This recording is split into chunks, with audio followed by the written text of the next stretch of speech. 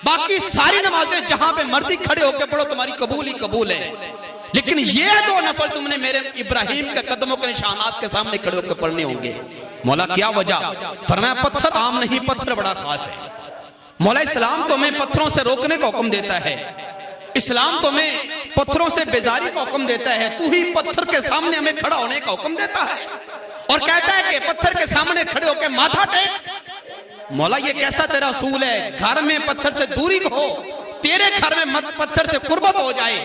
इसमें हिकमत किया है। फरमाया वो घर वाले पत्थर, वो असनाम के पत्थर, वो बुतों के पत्थर, वो कुछ और हैं, ये पत्थर और है। फतह मक्का हुआ, एक साहबी पत्थर लेके आया। या रसूल अल्लाह, आपने हुक्म दिया पत्थरों को बाहर उठा के फेंकने का। ये लात, ये मन्नात, ये उज़्ज़ा, ये हुबल, ये बड़े बड़े पत्थर, ये बड़े बड़े सनम और बुत, इनको तोड़कर बाहर फेंकने का हुक्म है। या रसूल अल्लाह, ये मेरे हाथ में पत्थर है, ना इसका सर है, ना इसका सीना है, ना धड़ है, ना हाथ है, ना टांगे हैं, सिर्फ कदमों के निशान हैं। या रसूल अल्लाह, इसे भी बाहर फेंक दूं? सरकार ने देखा, फरमाया ना ना, साहबी से बाहर मत फेंकना हुजूर, बाकी तो फिकवा रहे हो। फरमाया वो गैरुल्लाह के पत्थर थे, ये कलीलुल्लाह का पत्थर है। वो और पत्थर है, ये और पत्थर है। उमर फारूक साथ खड़े। या रसूल अल्लाह, इतना खास पत्थर, इब्राहिम के कदमों के निशानात वाला पत्थर? या रसूल अल्लाह, मेरे दिल की ख्वाहिश ये है कि जहां पे इमाम नमाज पढ़ाएगा, इमाम काबा, हम ये पत्थर वहां पे सामने ना लगा ले, ताकि हर आने वाला इमाम काबा जितना भी बड़ा खास हो, जब भी नमाज पढ़ाने लगे उसके दिल में ख्याल आए कि मैं बड़ा इमाम बन गया, बड़े घर का, बड़े जगह का इमाम बन गया, और मैं काबा का इमाम हूं। जब भी तकब्बुर आने लगे, उसका सर जब सीने में जाए तो फौरन ध्यान आ जाए, अगरचे बड़ी शान मेरी हो गई, लेकिन जहां पे इब्राहिम के कदमों के निशानात की इब्तिदा होती है, मेरे सजदे की वहां पे इंतहा हो जाती है। क्या हम इसको अपने मुसल्ले के आगे ना लगा ले? सरकार खामोश हो गए। फरमाने लगे, उमर तू भी खामोश हो जा।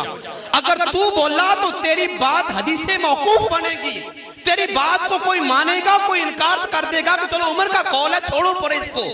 हुजूर मैं नहीं कहता, चलो आप फरमा दे, आपकी बात तो अटल फैसला है ना। फरमाया कि उमर, अगर मैंने अपनी ज़बान मुबारक से कहा तो हो सकता है कोई बदबख्त मेरी बात का भी इनकार कर दे कि हदीस ज़ईफ है, मैं नहीं मानता। उमर जरा तवक्कुफ कर, आज खुदा को बोलने दे इस बारे में क्या फरमाता है। तेरी बात बड़ी मुझे पसंद आई है, जरा खुदा बोलने दे वो क्या फरमाता है। फौरन जिब्रील आए, कहने लगे, या रसूल अल्लाह, उमर की ख्वाहिश ये है इस पत्थर को मुसल्लागाह बनाया जाए, तो मैं खाली कुरान की आयत बना के भेजता हूं, वत्ताखिजू मिन मुकाम इब्राहीम मुसल्ला। महबूब ऐलान कर दो, ऐ मेरे घर का तवाफ करने वालों, आओ मेरे घर का तवाफ करो, हज करो, इसका उम्रा करो, लेकिन याद रखो ये मेरे दादा इब्राहिम के कदमों के निशानात हैं।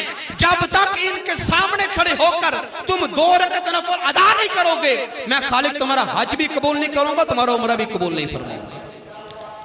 अब ये देखें, पत्थर की ताजीम करवाई जा रही है जी, हमें हुक्म दिया जा रहा है, इस तरफ हमारा ज़ेन लेके जाया जा रहा है। बंदे गौर कर, हमने तुझे झुकाया है तो उस निस्बत की तरफ झुकाया है जिसका ताल्लुक मेरे किसी नबी के साथ है। हर जगह पे तुझे झुकने का हुक्म नहीं देते हम। मेरी बारगाह में सजदा है, ताजीम मेरे महबूब की है, इबादत मेरी है, और मोहब्बत हर उस निस्बत की करनी पड़ेगी जिसका ताल्लुक मेरे किसी नबी या वली के साथ होता है। ये तुम्हारे ऊपर हुक्म है।